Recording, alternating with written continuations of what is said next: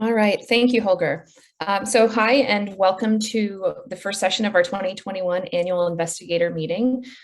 So as Holger mentioned, we will be recording this session so that it can be shared with the broader scientific community. But I'd like to note that this is the only session of the meeting that will be recorded.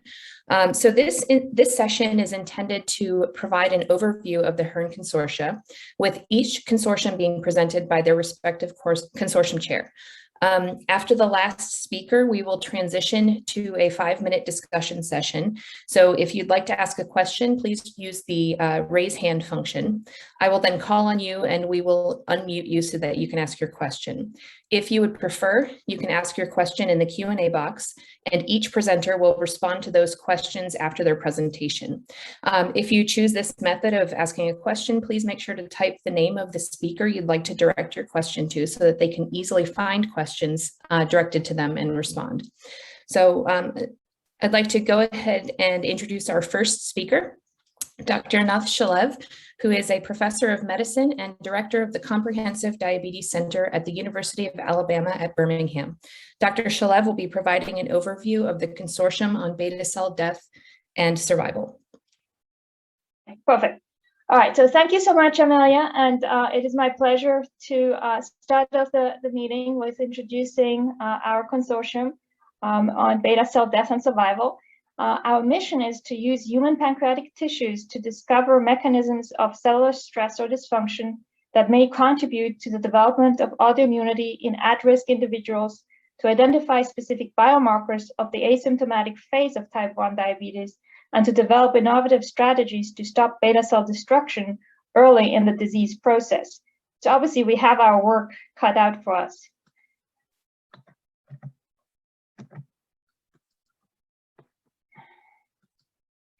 So here you can see a list of our current CBDS projects. And we have some that were funded back in 2017 and 18, and they're listed right here.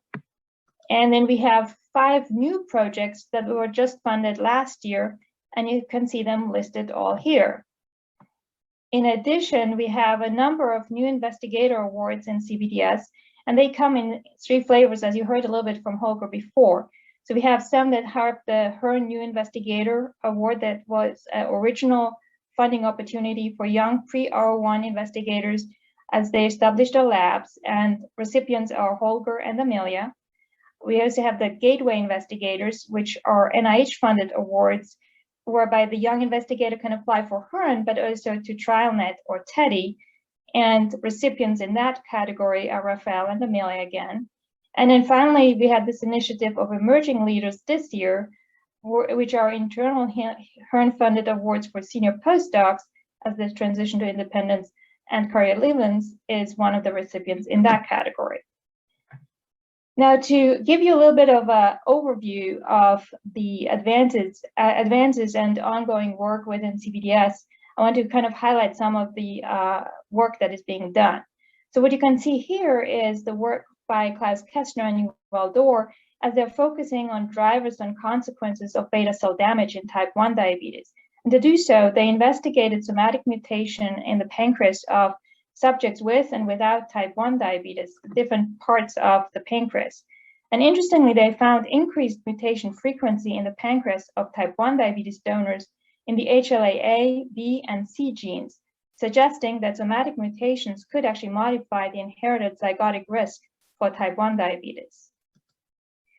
Now, Rohit Kulkarni's team is focusing on the interrogation of dynamic RNA modifications in beta cells in type 1 diabetes.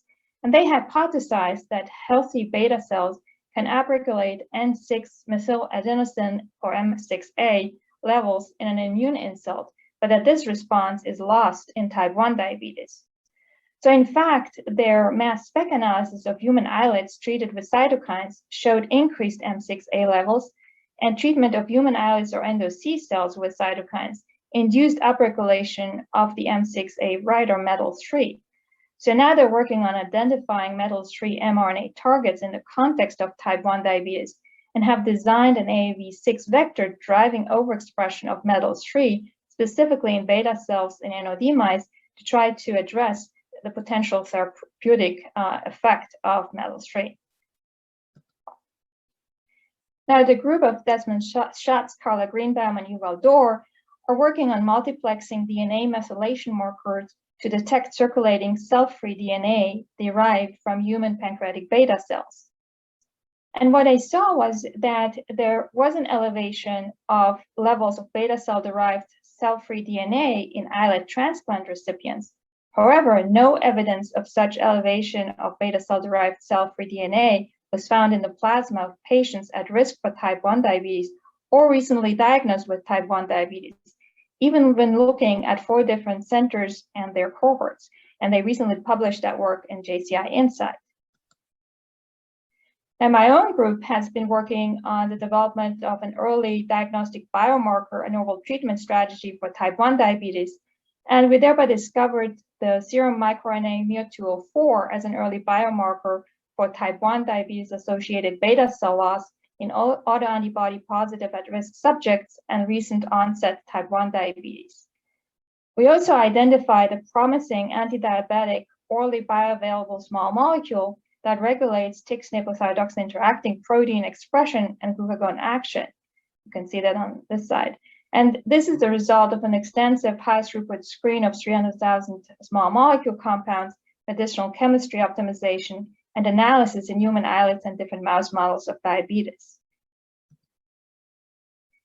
Now, Peter Arvan, Les Sadden, and Scott Solomon-Poor are focusing on stress-induced viscous cycle in the development of type 1 diabetes. They're thereby working with NPOT on beta cell organelle dysfunction in type 1 diabetes and looking at proinsulin processing and insulin production. They're investigating if parallel defects also develop in rodent models, and in order to do so, they're developing live animal imaging of C-peptide content by fluorescence. Shubing Chen's team is working on determining the intrinsic and environmental signal contributing to early type 1 diabetes progression. But they also used their expertise in human pluripotent stem cells in a very timely fashion and created a panel of HPSC-derived cells and organoids and found that human pancreatic beta cells are permissive to SARS-CoV-2 infection, and that SARS-CoV-2 infection causes beta cell transdifferentiation. And this work was just published last month in Cell Metabolism. The group by Raghu Marmira and his collaborators are working on the integrated stress response in human islets during early type 1 diabetes. They're thereby focused particularly on molecular events in human islets that link the stress response to production of extracellular vesicles and how their cargo can be leveraged as biomarkers. They identified circulating alternatively spliced transcripts in subjects with new onset type 1 diabetes that reflect those seen in cytokine-treated human islets. And ongoing bioinformatics and machine learning analysis have shown that these transcripts can be used to segregate those with early disease from controls. And some of that work has already been published just recently. And then finally, Laurie Stussel and Charles Armstrong are working on alternative RNA splicing events and how they contribute to the onset of islet dysfunction in type 1 diabetes. In addition, Laurie has published a very nice review on mRNA processing and as an emerging frontier in the regulation of pancreatic beta cell function. And they also have done some recent work on the transcriptional regulation, published recently in Development. So in summary, CBDS consists of a diverse group of investigators and projects span a very wide spectrum of research, going from very molecular technologies to translational approaches and pretty much everything in between. And so hopefully this should allow us to at least start tackling the difficult tasks outlined in our initial mission statement. And with that, I'll stop and thank you for your attention. Thank you, Anath. Our next speaker in this session is Dr. Maike Sander, who is a professor of pediatrics and cellular and molecular medicine, as well as director of the Pediatric Diabetes Research Center and co-director of the Center on Diabetes in the Institute of Engineering and Medicine at UC San Diego. So Dr. Sander will be providing an overview on the Consortium on Human Islet Biomimetics. Maike.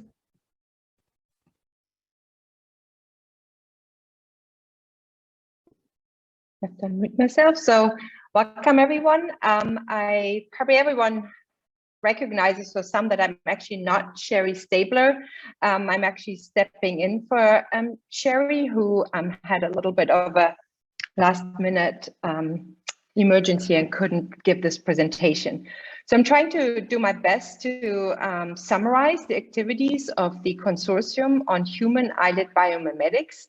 And I want to start out by introducing the 4 teams that are working in the context of this consortium.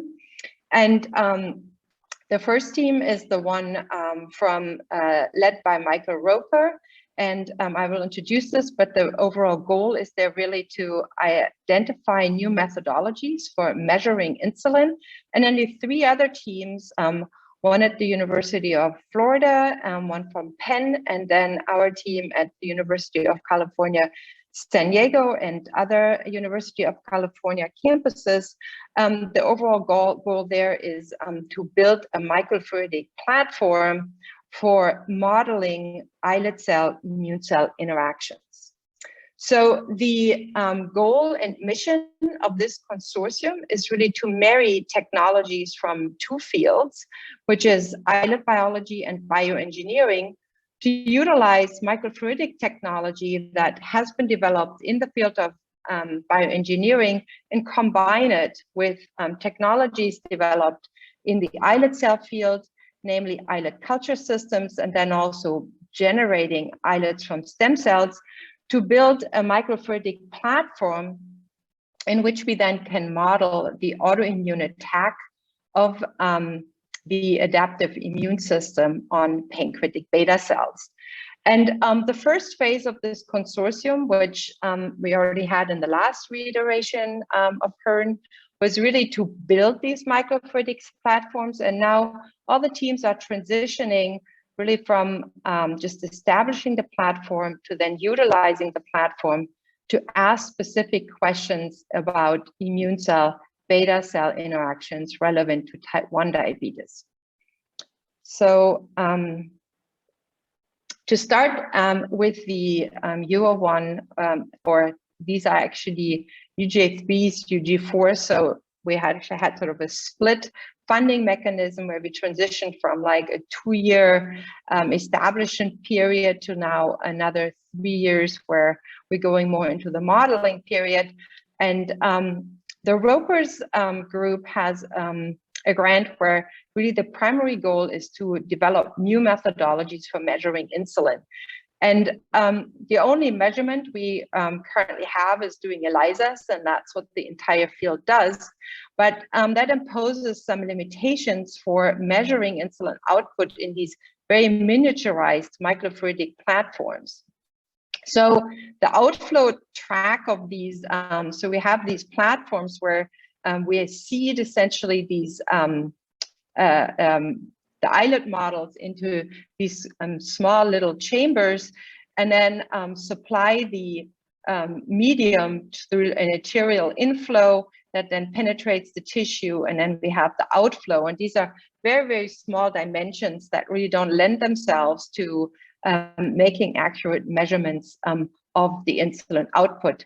So the Roper's lab has pioneered some technology to then essentially integrate these microfluidic platforms with a droplet-based system that they have developed, where one then can generate a tandem system where the microfluidic platform is essentially in tandem plugged in with this droplet-placed microfluidic platform developed by the Roper's lab, where then insulin can be measured in these small little droplets. So it's really a miniaturized form, which allows for a refined way of measuring insulin in a temporarily resolved manner from these microfluidic outflows. So another technology developed under this grant is one that's spearheaded by Ryan White. And I should say that both of these are integrated with the platform from the Hughes lab, where they're developing insulin sensors. So these are now probes that are being developed so that that these are integrated electrochemical sensors where one can then, through a chemical reaction, assay ATP, which is co-secreted with insulin, and insulin itself that are released from beta cells. So this is ongoing work, but this will really have relevance also to the broader field, because refined insulin measurements will not only be of value for the microfluidic platforms, but also for the field at large. So the next team is the one led by Sherry Stabler. And Sherry's team has really pioneered the first widely used microfluidic platform where they integrated human islets, and they have already distributed this relatively simple initial platform to many other labs, so that the field can actually take advantage of this islet on a chip device. And this lists the publications that have arisen from this early device from the Stabler lab. So they've also gone on to further refine this device, which is shown here, to then have enhanced spatial stimulatory control over the fluid flow in the apical and basal chamber, which then just allows for better control of general fluidic flow that these islets are exposed to. So what the team is doing in Florida is that they're combining several technologies. So they're using iPSCs that they genetically modify to introduce variants that are relevant to type 2 diabetes risk. And then they're generating beta cells as well as immune cells from these iPSC, from these induced pluripotent stem cells to model the immune attack on beta cells. So they've done that in a static fashion, as well as now beginning to do that in the microfluidic device. And they're integrating this with sensors. So this actually shows in a primary human islet a GCAM6 sensor that is a calcium sensor that allows for real-time imaging of calcium influx, which is a surrogate for insulin secretion. And they've developed other sensors for islet inflammation and paracline signaling. And this shows their work with an islet and an immune, an HLA-matched T cell, where you can now begin in real time on these devices to monitor the autoimmune attack. So these are just listing some of the deliverables from this group, that there are protocols for isogenic iPSCs from which one can generate different immune cells and endothelial cells, as well as the microfluidic platform that this group continues to modify. So the second group is a group led by Ben Stanger, mainly at Penn, and they also generated a microfluidic platform. And I should say that each one of the platforms generated by these different teams has really different strengths and weaknesses. So it's quite complementary what these different teams are generating. And just like similar to the Stabler group, they developed an expanded platform to include isogenic cell types. They developed models for T-cell mediated immunity and established new iPSC lines from people with type 1 diabetes. So the current goals of the Penn group is to create really a fully isogenic model where all the cell types that are involved in the immune attack on the beta cell are derived from one single iPSC line, where they make islet organoids, endothelial cells, fibroblasts, and T cells. And the specific angle the Penn team is taking is to interrogate the PD-1 axis as an immune modulatory pathway. So they also investigate the role of Tregs and modulating HLA expression in this biomimetic model. So their biomimetic model is shown here. So they generated a microfluidic platform with an intact vasculature. So you can now deliver the medium that the islets are nourished by through these microvessels in a microfluidic platform, which really is very much mimicking what we observe in vivo. And we can then also begin to monitor the immune extravasation from these blood vessels into the islets and monitor the immune attack on the pancreatic beta cell. So the PEN group has been very active in generating very variable reporters to the iPSC islet field. So they have generated a dual reporter where GCAM6, so the calcium reporter, is driven by the insulin promoter. And then this is then also driving the generation of another protein, which is pre-proinsulin linked to luciferase. So that would be really a nice advance for the field, because one could then measure luciferase as a instead of using insulin ELISAs, which would also be very cost saving and allows on-platform imaging. So these are the future goals of this consortium from PEN. They, as I already said, the ultimate goal is then to assemble all these pieces that they worked on to study the autoimmunity in an isogenic biomimetic system on a microfluidic device. So finally, our team, the goals are very similar, but as said, each one of the platforms sort of has its unique characteristics.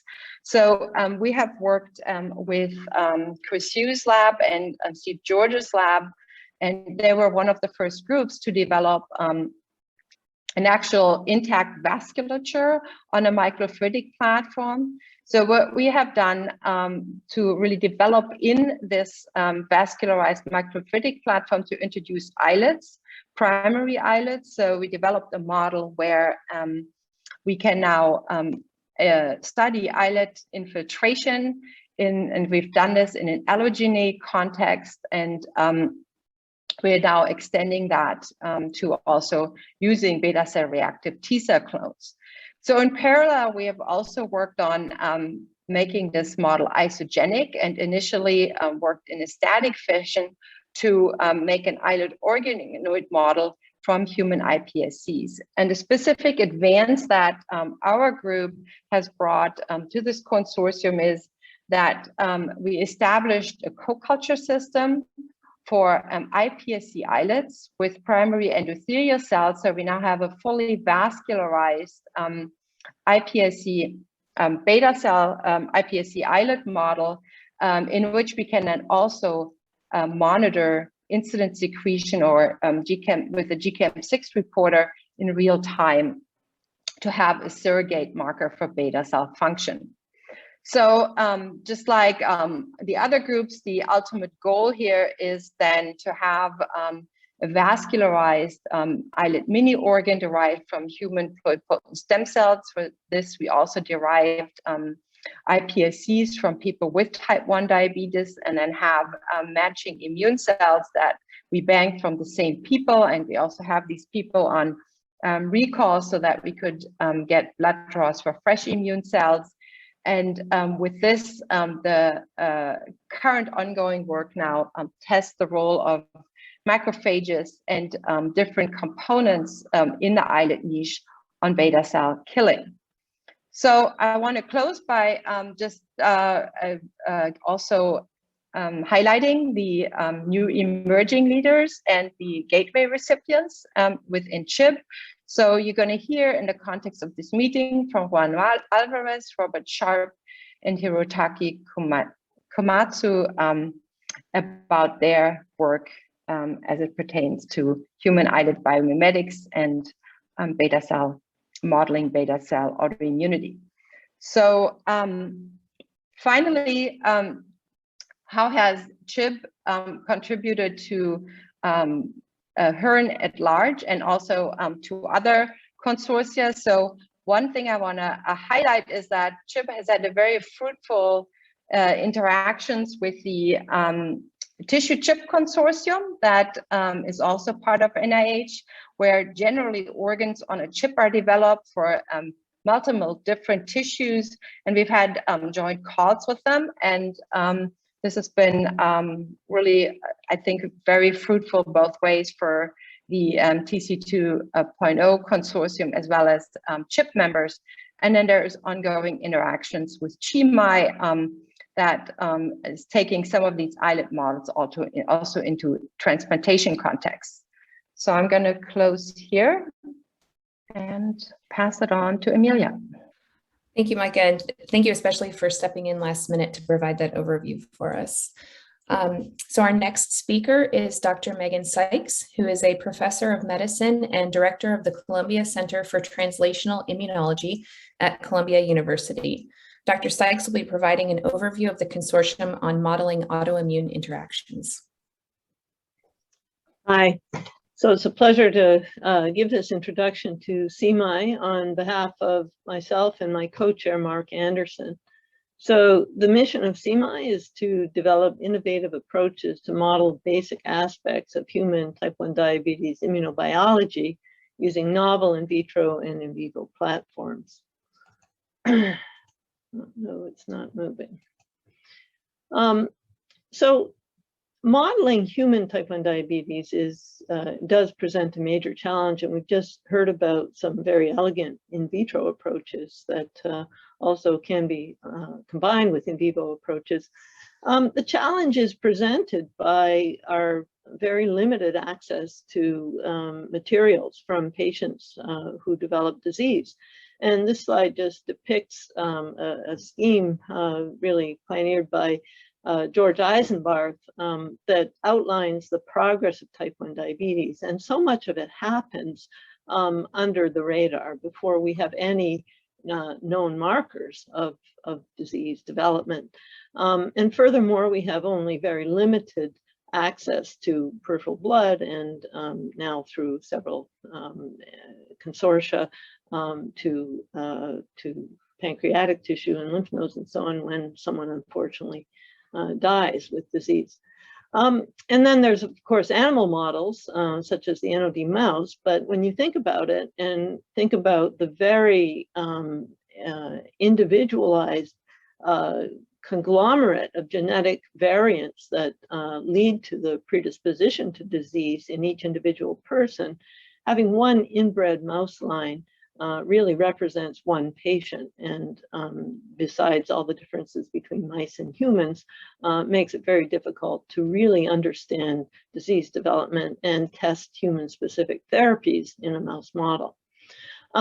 So some of the questions that we are really trying to address in CMAI, and they all present pretty big challenges, are how these T1D susceptibility genes contribute to disease, what are the environmental triggers of disease, and how does thymic selection impact T1D susceptibility? There are lots of data on abnormalities in NOD mice in thymic selection, but we really don't know much about that process in humans. And how does innate versus adaptive immunity cause beta cell death? How can we identify and distinguish the truly pathogenic T cells in T1D? And is there any capacity for regeneration of human beta cells in the disease? And how can we link immune biomarkers with beta cell viability and function? So we really need preclinical disease model systems to study disease pathogenesis and to test therapeutics that are particularly targeted to the human immune system. So one of the common platforms used by several consortia or several groups within CMAI, I mean, this really summarizes everything. So a lot of the studies are being done in the patients themselves, where using tissue, several groups are identifying T cells and T cell receptors and characterizing those T cells that are in the islets themselves during disease. And then several groups are looking at genotype and how it carries into phenotype by generating beta cells, thymic epithelium, and hematopoietic stem cells using iPS-derived cells from patients and a variety of molecular editing tools. And iPS, of course, can be used to go down the endodermal pathway to generate pancreatic beta cells, but also thymic epithelial cells. And going down the mesodermal pathway can be used to generate HSCs, although it's challenging. One of our goals is to have an unlimited supply of patient-specific human HSCs using this approach. So using these models, we can then put them into immunodeficient animals and start to investigate the various steps in driving disease and test various therapeutic approaches. So this slide summarizes some of the major groups or the existing groups, and I'll introduce the new groups at the end. So Eddie James is leading a program to use HLA multimers to characterize islet resident CD4 cells that target beta cell epitopes and neoepitopes. Sally Kent is studying human islet infiltrating T cell biology, looking at reactivity, structure, and function, and identifying T cell receptors that can be cloned from these cells.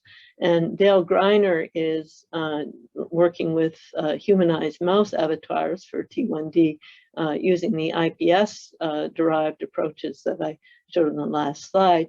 Mark Anderson and his team are using human stem cell derived thymic epithelium to remodel T1D immune tolerance. And my own group is collaborating with the UCSF group in a multi-PI project with Mark and Audrey Parent and Matthias Hebruck to model autoimmune pathogenesis and beta cell destruction by T1D immune systems, which we are generating from bone marrow hematopoietic stem cells of patients with T1D. And then finally, the Bluestone Lab at UCSF with Kiti Tang and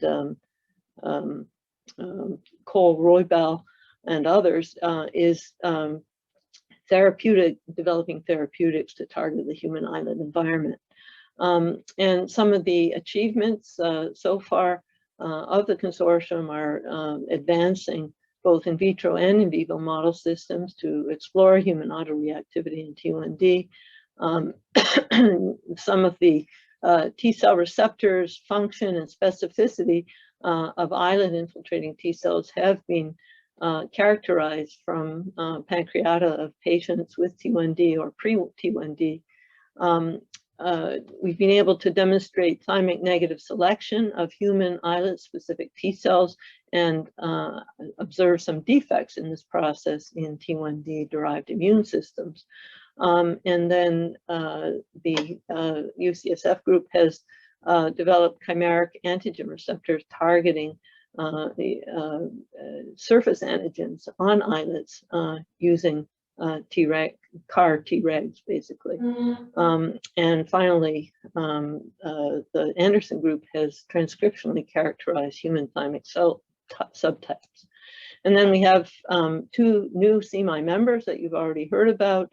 Leonardo Ferreira at Medical University of South Carolina received one of the Emerging Leader Awards to dissect chimeric antigen receptor function in human Tregs. And Bao-Yu Liu at the University of Utah received the Gateway Award this year on the plasticity of beta cell antigen recognition by diabetogenic CD8 T cells. And I'll stop there. Thank you. Okay, thank you so much, Megan. Our next speaker is Dr. Bridget Wagner, who is the Director of Pancreatic Cell Biology and Metabolic Disease in the Chemical Biology and Therapeutic Sciences program at the Broad Institute of MIT and Harvard. Dr. Wagner will be providing an overview of the consortium on targeting and regeneration. Great, thanks, Amelia. I'm delighted to present on behalf of the CTAR and tell you about the aims of the consortium and highlight our current projects.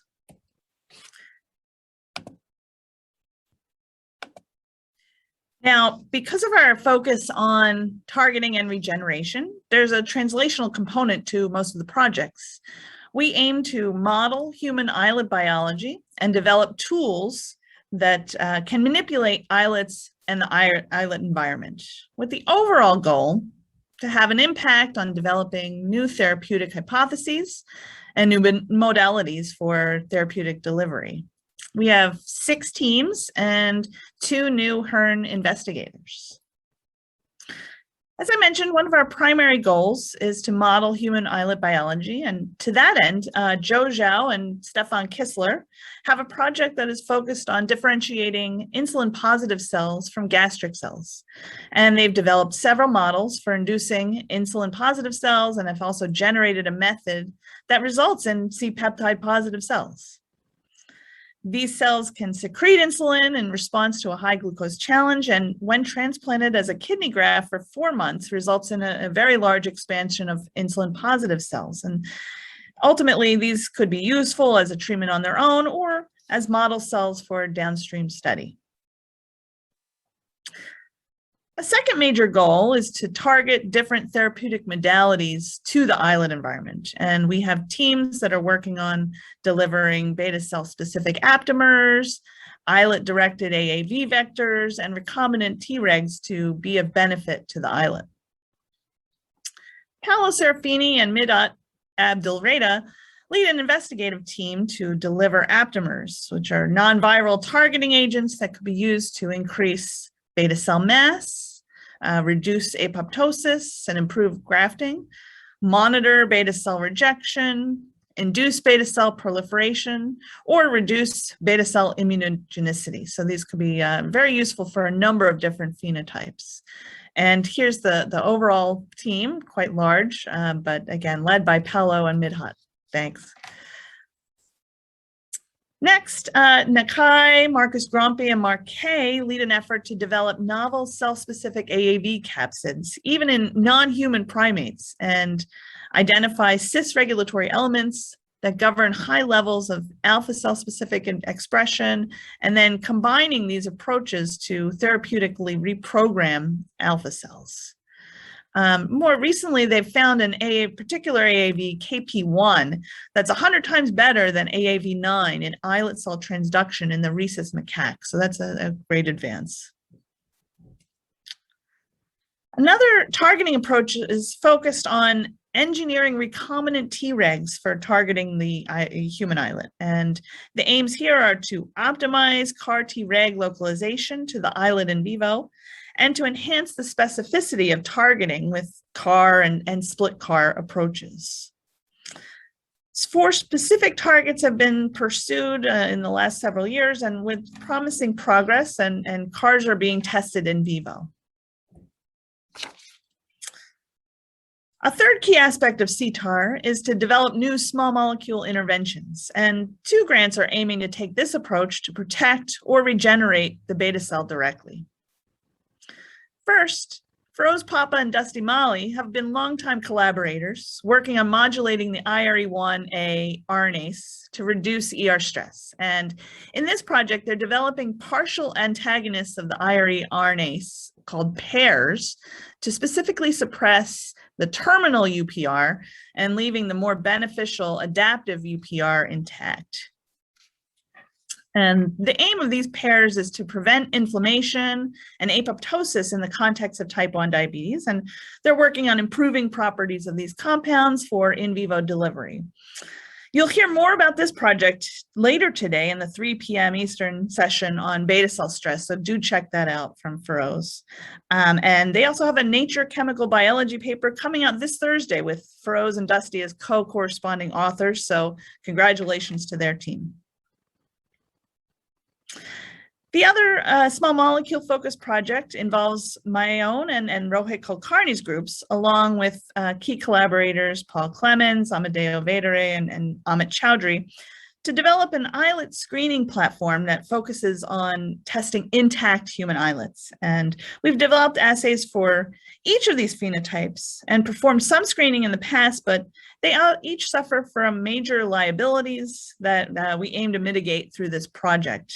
And we've now developed this assay in 384 well plates to monitor HLA upregulation in response to cytokines. And so we've just started screening, so hopefully more to come.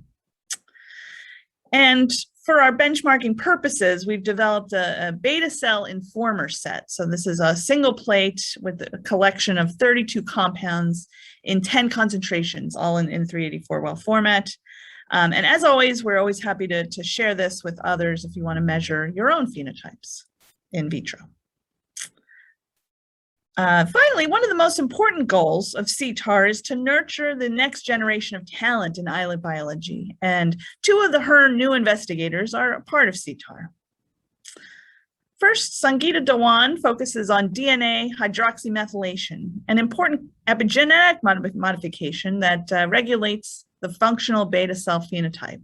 Her team is shown here, and you may want to check out some of her lab's recent publications. Second, Abdel El-Awamari is focused on sensory neuromodulation in the pancreas and the important communication between the brain and the pancreas in vivo. Here's Abdel's team, and happily both he and Sangeeta have been awarded R01s in the last year or two to continue this work. So our new investigators are doing a fantastic job. Overall, with this overview, I hope you got a good sense of the mission of CTAR and the translational vision and the exciting stories that we hope to keep emerging from in the future from our teams. Thanks very much. Thank you, Bridget. Our next speaker is Dr. Doris Stoffers, who is a professor of medicine at the University of Pennsylvania Perelman School of Medicine. Dr. Stoffers will be providing an overview of the Human Pancreas Analysis Consortium.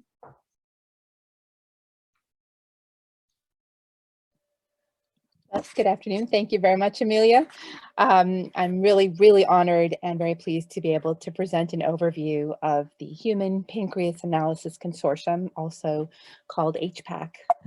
Our mission, I can figure out how to advance. There we go.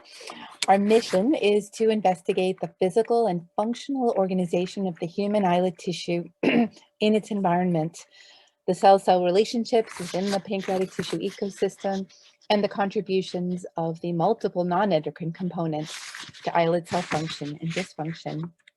Now, HPAC was originally based on a pre-existing program called the Human Pancreas Analysis Program, or HPAP. HPAP is a highly integrated and collaborative effort to acquire, analyze, and distribute data from rare human donor pancreata for the benefit of the entire research community in diabetes. First, the HPAP Type 1D team in University of Florida identifies pancreata of interest that become available through the National Organ Donor System. Individuals who have type 1 diabetes or antibodies that indicate a high risk of developing type 1 diabetes, the pancreata are collected along with age-matched control organs. And once an appropriate donor is identified, the pancreas and the associated immune tissues are sent to the University of Pennsylvania for processing and for islet isolation. And then these tissues and islet cells are distributed to groups at Penn and at Vanderbilt for a multimodal functional and structural analysis. Extensive data sets, detailed sets are collected and then deposited into an integrated database called the PancDB. And made available, and more recently also Pancreatlas, and made available to the research community. Now, in an exciting development, recently, HPAP was expanded to include the collection of pancreata from donors with type 2 diabetes and pre-type 2 diabetes, and again, age-matched controls with a workflow that parallels this path that is already well established for the procurement of type 1 diabetes. And altogether, we are proud to convey that we've analyzed and deposited data from over 100 organ donors, which is a milestone that we're very proud of. Along with the type 2 component, we've now been able to add a very exciting new technology called Codex, which allows the capture of images of more than 40 different protein expression in a small 100 millimeter square area of tissue, which is big enough to include an entire islet. And it allows researchers to characterize the protein complement of these islet cells in detail and to document the location of rarer cell types such as immune cells, macrophages, T cells, etc., and also to investigate the deposition of amyloid in these tissues. The HPAC program has already been quite productive, bringing new data sets to the community and beginning to integrate and analyze these findings, several of which have been published in good journals, as shown here. I wanted to take a very brief moment to highlight an unpublished finding, again, only possibly through this program, where we investigated the function of single antibody GAD positive donor islets and found early alpha cell dysfunction in these islets at a stage that precedes any change in the number or identifiable function of the beta cells. So possibly identifying a new biomarker for type 1 diabetes and opening up potential new targets for intervention at a very early stage in the development of disease. Now, when HPAC was established, several very exciting initiator investigative projects were added. I'm going to outline them briefly, and then I'll introduce our newest members before closing. So Juan Dominguez Bendala and his co-investigators at the University of Miami have developed pancreatic slice technology. So this is a method that keeps human pancreatic tissue alive in the dish and fully functional for more than 10 days. And so rather than take the islets out of their environment for investigation, he maintains the tissue, the islets, in their normal pancreas ecosystem in contact with blood vessels and other non-islet cells that they would normally exist with in vivo. And they're applying this technology to study human beta cell regeneration. So they're able to visualize the formation of new beta cells from progenitor cells living in the tissue through the application of a small molecule called BMP7, or bone morphogenetic protein 7.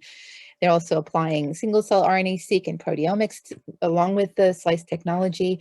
And they're able to show the persistence of progenitors in the ducts in the various stages of type 1 diabetes progression. So a very exciting technology and a very exciting finding.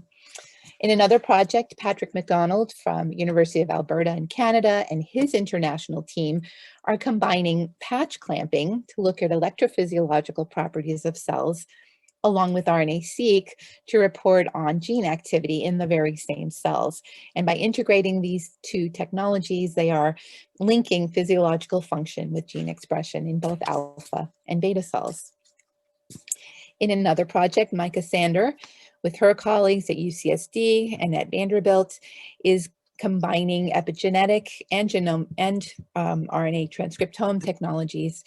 Integrating those is able to find signatures that distinguish 13 cell types in the pancreas, including immune cells, such as T cells, macrophages, and others, and is finding that in the beta cells of antibody positive individuals, there's already some evidence of changes in beta cell gene activity. Again, possibly identifying mechanisms through which beta cells eventually lead to their own demise. In yet another project, Alejandro Caicedo from University of Miami, along with his colleagues at Vanderbilt and in Dresden, is again using slice technology to compare multiple features of islet structure and function in type 1 diabetes versus non-diabetic donors, and is finding in a recently published finding in JC Insight that the pathway to type 1 diabetes is maybe unique to each donor. So donors are different in the degree to which beta cell loss, abnormal beta cell function, changes in beta cell physiology, and even islet infiltration are contributing. And they've also been looking in detail at the anatomy and function of macrophages that reside in human islets. And finally, Joanna Almaca, also from Miami, is using this exciting slice technology to look at the islet microvasculature. And she's specifically interested in the pericytes that wrap around the extensive network of capillaries that weave in and around the islets, and is first characterizing them in healthy in the islets in the tissue of healthy donors, and has done a really beautiful job of showing that pericytes actually regulate blood flow through the microvasculature. And with this understanding is now looking in detail at tissue from donors with varying stages of type 1 diabetes development, and hopes to identify how exactly the pericyte might be contributing and how it might be disrupted during the pathogenesis of type 1 diabetes.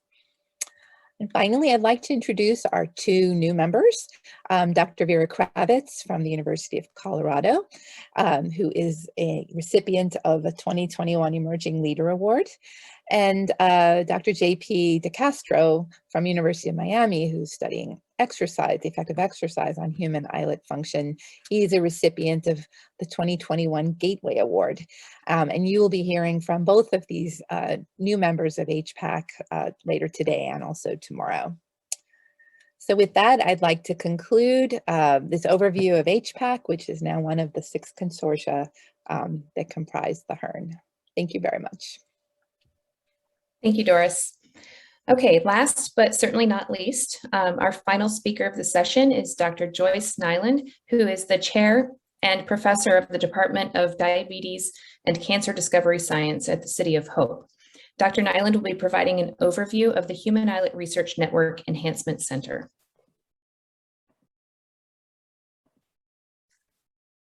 Okay, thank you very much. It says that the host has stopped my video. I don't know if we can change that. But hello, everyone. I'm Joyce Niland, Principal Investigator of the Human Islet Research Enhancement Center. And along with John Cadiz, who is the co-principal investigator and serving as the MC for our HIRN meeting these next few days. We're located at City of Hope in the Department of Diabetes and Cancer Discovery Science and have served as the coordinating center for HIRN since its inception in 2014. And we do have a freeze screen again. There we go.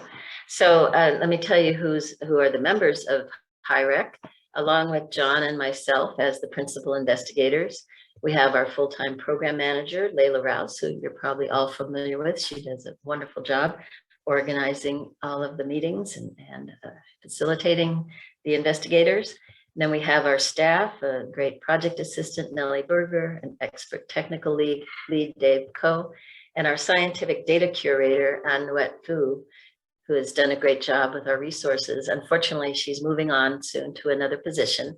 And so we will have an opening and are recruiting now. In case you know any candidates who might like to join the HIREC, please let us know. The mission of HIREC is to help to facilitate and disseminate your new ideas coming from the scientists, the research updates that you provide, helping to engage the scientists with teleconferences and these meetings. And we provide public access to the diabetes research community for the HIRN resources. We, of course, help to organize this meeting for 2021. We've had a great registration and attendance.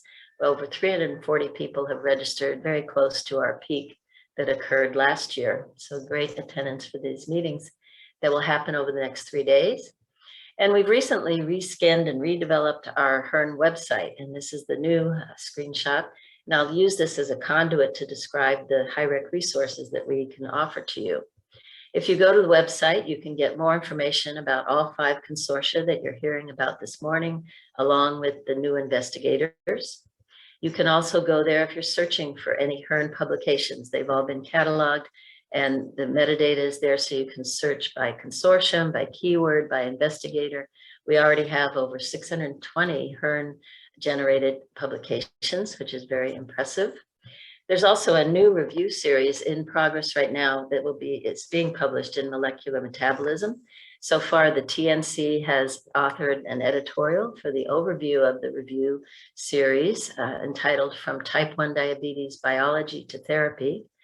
Klaus Kessner and colleagues have authored the next publication in the series, What is a Beta Cell? And in progress are many interesting topics coming up from immune modeling to genetics to engineering and therapeutics. So stay tuned for those. You can also go to the website if you're looking for funding opportunities for your lab. We have these now filtered by the agency and the funding source. Here's one from NIH. And you can also go here for job postings, or you can put your postings out. We're happy to catalog those for you. And you can search by industry, research, agency. For example, under research, this is where we posted our opening at City of Hope for the scientific data curator, if you're interested in those details. And then the resources is a critical part of the browser, of the website. The resource browser developed by Dr. Cadiz and his staff now has over 1,200 resources available to you that you can search for and access, including bioreagents, data sets, documents such as protocols and technologies. We are trying to follow the NIH principles for rigor and reproducibility as we provide you with these resources so that we have standardized data models, semantic integration across the data, unique identification through RRIDs, and various output formats that you can access. And we are expanding the availability of the methods and protocols that the HIRN scientists are creating and developing. We've already gathered 34 protocols and posted them on the website, so you can go there to access those, download them, utilize them. And we're also standardizing them on the protocols.io website so that they are out there for the public and can be versioned and accessed in a standardized format. And we recently posted a tutorial on YouTube that you can access on the website if you're interested in learning more about how to access these resources. We posted it 2 weeks ago and it's already got 22 viewings. And then there are several partners that we're working with, including the IIDP, the PANC database of HPAC, Pancreatlas developed at Vanderbilt. And so together we're creating interfaces and integration among these different databases and websites. For example, if you're looking at the HIP program from Dr. Brasova that's part of our IIDP, then when you're looking at the images, you can now link over to the Pancreatlas site and explore those images in more depth, looking at the IIDP data set over there. Conversely, if you're in HPAC website for the PancDB and you're looking at the parafusion plots, we're now creating a link to IIDP where you can go in and look at the parafusion and the functional analysis in an interactive mode. So these interfaces and partnerships will continue. And then another resource we've developed recently is the webinar series over the past year or so, where we're sharing scientific resources monthly and highlighting the resources that are available, not just to HIRN, but to the diabetes research community in general. We've had topics such as a benchtop window into the Islet immune interface, the ins and outs of high throughput islet cell culture, exploring mouse models, humanized mouse models, pancreas tissue slices, HPAC program and some real world successes, and the ins and outs of high throughput islet cell culture. And as you'll see, all of these have YouTube recordings available on the website as well. And as I said, these are not just for HIRN, but for the diabetes research in general. So this is a platform where you could promote your work. We're always looking for new ideas for these webinars. We get 100 to 200 attendees per session, with more than half of the people coming from outside of HIRN. So please let us know if you'd like to be a presenter in the future. So with that, I'd like to thank you and thank the NIDDK and the Type 1 Special Funds for funding and conceptualizing the HIRN. Our project scientists, Dr. Abraham, Blondale, and Sato, who give us excellent advice and input, the HIRN Trans Network Committee that helps to guide the projects, the scientists across the consortia who can contribute this outstanding science, and of course, our HIREC team. With that, I'll stop, but please always feel free to contact us. Here are our email addresses if you have any new ideas, the social media channels that, along which you can follow us. And with that, welcome to HIRN 2021. Thank you. Thank you, Joyce. And thanks again to all of our speakers.